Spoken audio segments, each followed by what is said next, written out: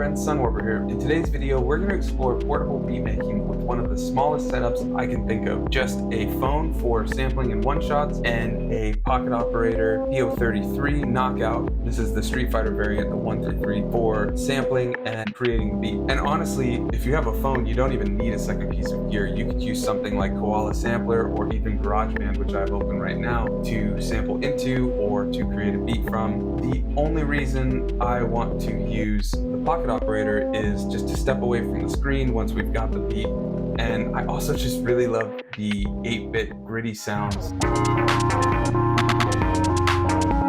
And it's just a really inspiring and creative workflow, so we're gonna use that. And also, this is only $100, so if you're looking for a tiny little sampler, it's a good way to go. I do want to say though, off camera, I have an SP404 Mark II, which is just doing some mastering. All the audio is going to go into here. I've got cassette sim and compressor on just to make it a little louder and do a sort of mastering. Last week I made a video from just sounds I sampled into here from GarageBand, but today I want to try something a little more complex. I want to start with something sampled.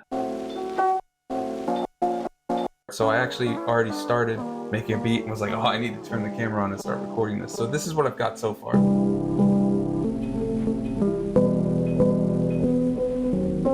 I thought this is an awesome start to a beat. What I want to do today is take some sounds, some one-shots and sample sounds from GarageBand, because there's a ton of awesome synth sounds, piano sounds that are all free if you have an iPhone. So we're gonna throw those into here, which will add some nice grit and color to it, and then we'll make a beat from there. We need some drums. So I really like the 808 and how it sounds through all the grittiness and low res of the pocket operator. So let's do that. So let's go back to the song. We'll hit the plus, we'll go to acoustic drums, and then we will change that to 808. See what it sounds like.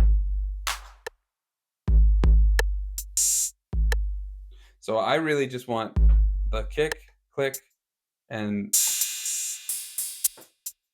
maybe these.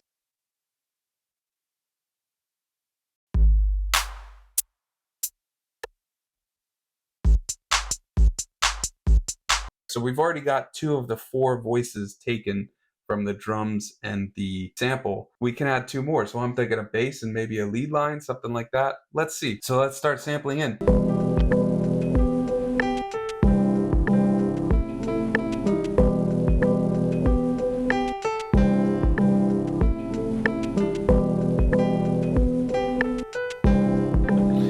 Looks like we're probably in C major, so I think we can just sample in a C and we should be good to go. But I don't know if I want to do piano or something else. Let's see what other sounds we've got. Let's get a synth sound, I think, actually. No, that's way too EDM-y.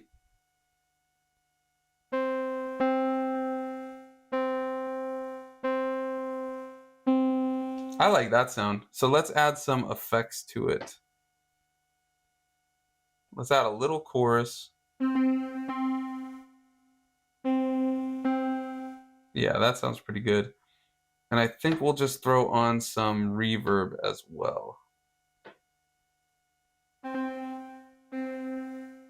Yeah, all right, let's get that in. So we're gonna hold the record button, tap 1, and put it in.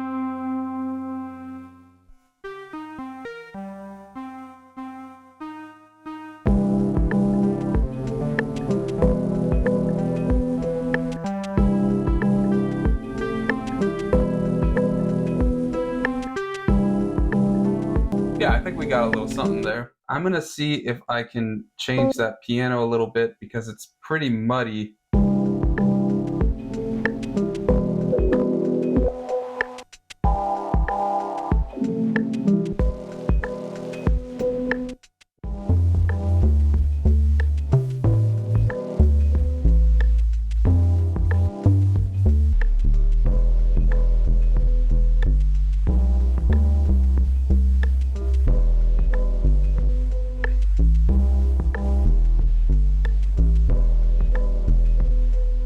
So we've got, actually, I think that bass works now that we changed the pitch.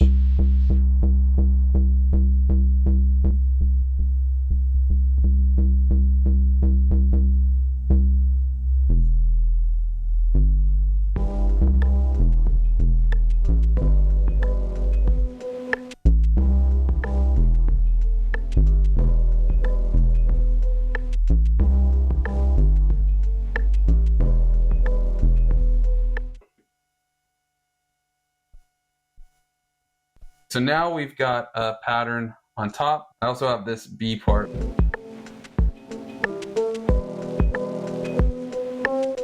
Let's see if we can just get that bass in there.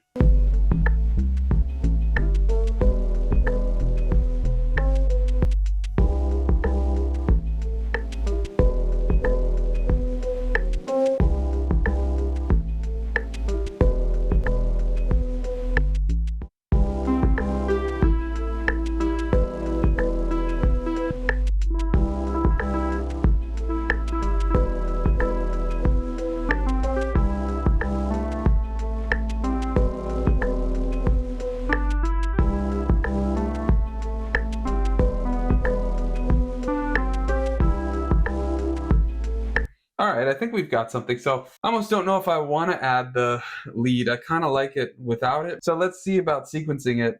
So I'm thinking play it first, and then we go into 1, 2, 3, 4, 1, 2, 3, 4, and 5, 6. All right, so I think we got something. As you saw at the start, I did the jam using the pocket operator into the SP to do some live effects during it. I love this setup. Using the phone, you can sample anything from YouTube, Spotify, whatever. Releasing it may be a different story in terms of legality, but you can at least just practice and sample things all you want just to learn how these machines work and to make some really cool stuff. The pocket operator adds so much grit and character to whatever you throw into it. I just love the sound of it. And then if you have an effects box or something like the SP, you could even record each part into the SP or an MPC and build from there, or put each part into a DAW and sequence from there. I guess the real final question would be, what makes this any different, or why use this when you've got a DAW and unlimited options there? Well, that's just it though.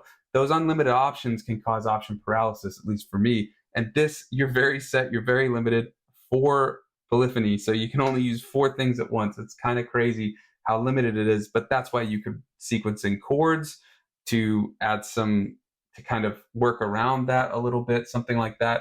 So I'm curious, do you use hardware, software, or a mix of both?